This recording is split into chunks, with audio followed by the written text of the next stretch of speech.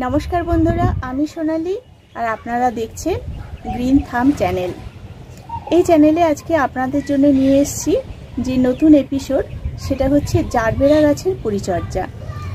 আমার কাছে যে দুটো জারবেরা গাছ আছে, সেই জারবেরা গাছ কিভাবে আমি নার্সারি থেকে আনার পর আমি ওদের কিভাবে যত্ন করছি, পরিচর্যা করছি, আজকে সেই নিয়ে আপনাদের সামনে কিছু আলোচনা করব। আপনারা সঙ্গে থাকুন, দেখতে থাকুন এবং ভালো লাগলে অবশ্যই আমাকে লাইক কমেন্ট করবে। আর যদি না ভালো লাগে তাহলে কিসের নতুন নতুন ভিডিও দেব আমি, বা আপনাদের মন্তব্য আপনারা জানাতে পারেন। চলুন দেখতে থাকুন। আমার কাছে এই দুটো আপাতত জারবেরা গাছ আছে, দুটোই নার্সারি থেকে এবছরই এনেছি। দুটোই গাছ কিন্তু টিস্যু কালচারের গাছ। জারবেরা গাছ কিন্তু দেশীয় হয় আর এরকম টিস্যু কালচারেরও হয়। দেশীয় জবা গাছ যেগুলো, সেগুলো একটু বেশি ঝাড় হয় আর একটু জৈব সার পছন্দ করে। আর এই ধরনের টিস্যু কালচারের গাছে কিন্তু একটু অন্য ধরনের পরিচর্যা আছে। প্রথমে বলে দিই যে টব নির্বাচনটা এই গাছের জন্য কিভাবে করা উচিত।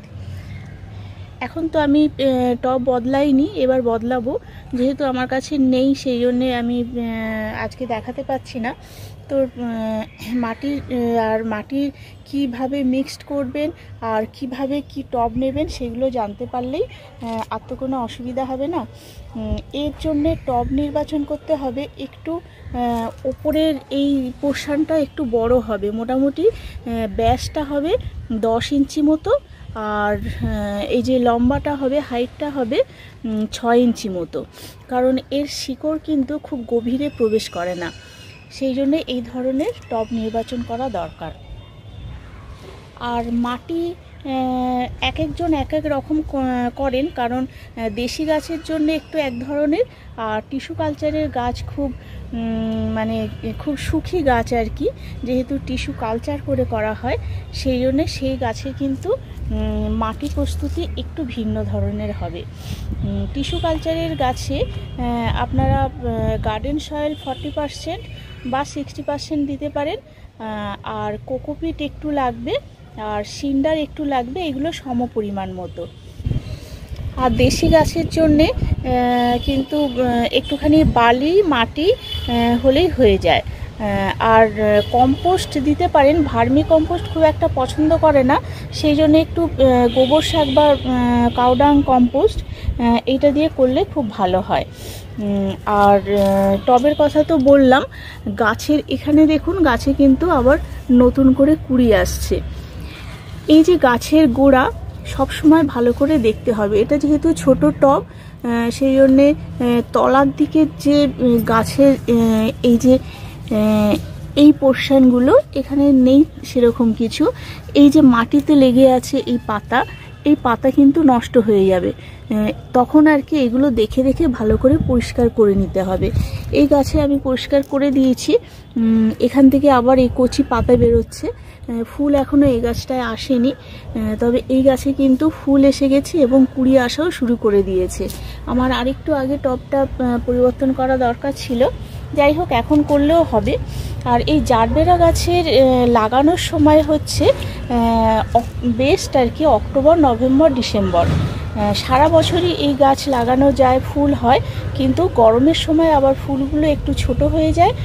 আর গাছ লাগালেও একটু টেম্পারেচার যখন হাই থাকে, তখন সেই গাছটার একটু মরে যাওয়ার সম্ভাবনা বা ঢলে পড়ার সম্ভাবনাও থাকে।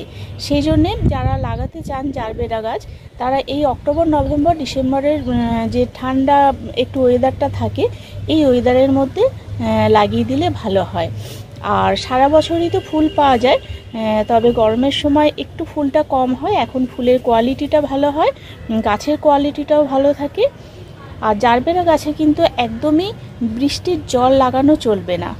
আর গাছে জল দেওয়ার সময় সব সময় সাবধানতা অবলম্বন করতে হবে, যে এইভাবে পাতা সরিয়ে মাটিতে জলটা দিতে হবে, যাতে পাতায় না লাগে।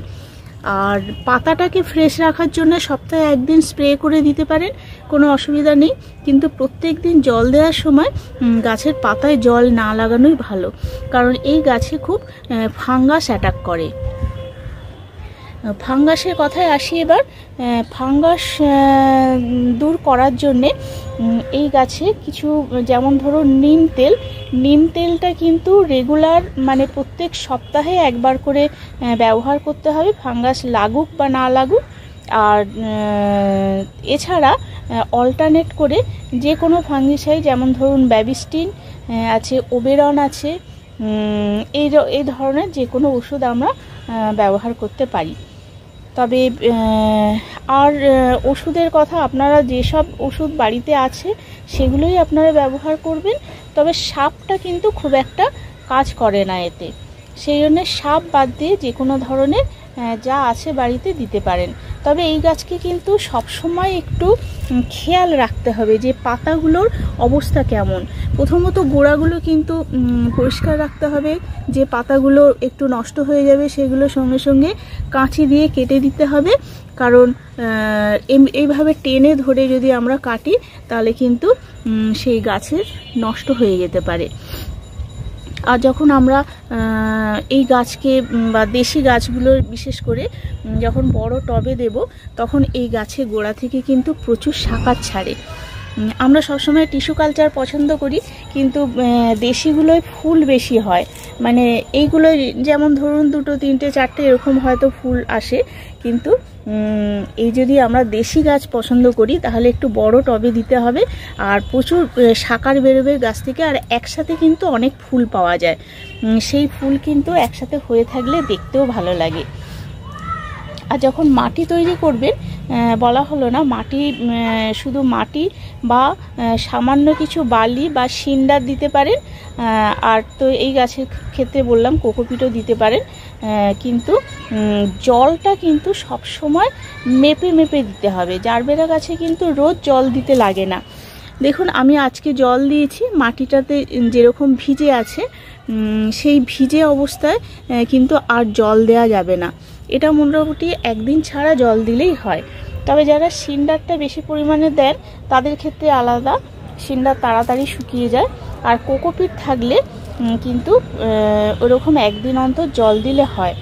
মানে খুব ভালো করে খেয়াল করে এই জারবেরা গাছটা আমাদের দেখতে হয় আর কি, যাতে এই গাছটা শুকি গাছ বললাম একটুতেই আর কি নষ্ট হয়ে যায় সম্ভাবনা থাকে। আর যদি মনে হয় যে গাছের পাতা একটু ডিসকালার হয়ে যাচ্ছে, মানে যেমন কালার এনেছিলাম আমরা বিয়ে থেকে সেরকম কালার নেই, এই গাছটা যেমন দেখুন ভালো আছে খুব, এই গাছটা একটু ঝিমিয়ে আছে, এর জন্যে কিন্তু এই গাছে প্রচুর ম্যাগনেসিয়াম, আয়রন, জিঙ্ক, এই জিনিসগুলোর কিন্তু একটু ঘাটতি হলে এইরকম হয়। তো সেই জন্য আমরা ম্যাগনেসিয়াম সালফেট স্প্রে করতে পারি, বা জিঙ্ক আছে এরকম কোনো খাবার কিন্তু আমরা দিতে পারি। এছাড়া এই টিস্যু কালচারের গাছের জন্য কিন্তু একটু রাসায়নিক সারটাই এরা বেশি পছন্দ করে, সেই জন্যে আমি জারবেরা গাছে খোল জল দিই না, যদিও দেওয়া যায়, দিলে কিন্তু একদম পাতলা করে গোড়াতে, যাতে পাতায় এক ফোঁটাও না লাগে সেই রকম আর কি পাতলা করে দিতে পারেন, তাতে খুব একটা অসুবিধা হয় না। কারণ আমার আগের বছরে একটা গাছ আমি ভুল করে দিয়ে দিয়েছিলাম, গাছটা মারা গেছে।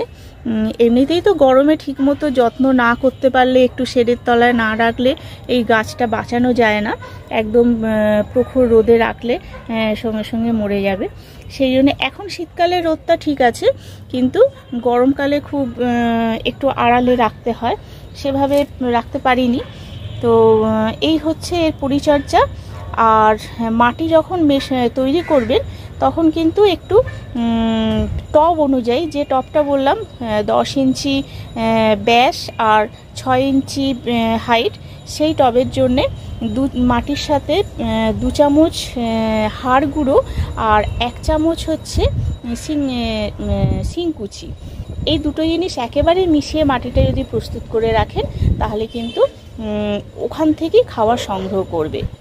আর রাসায়নিক সারের মধ্যে পড়ছে হচ্ছে ব্যালেন্স এনপিকে যেটা 19-19-19 বা 20-20-20 এইগুলো দিয়ে যাওয়া মানে দেওয়া যায়।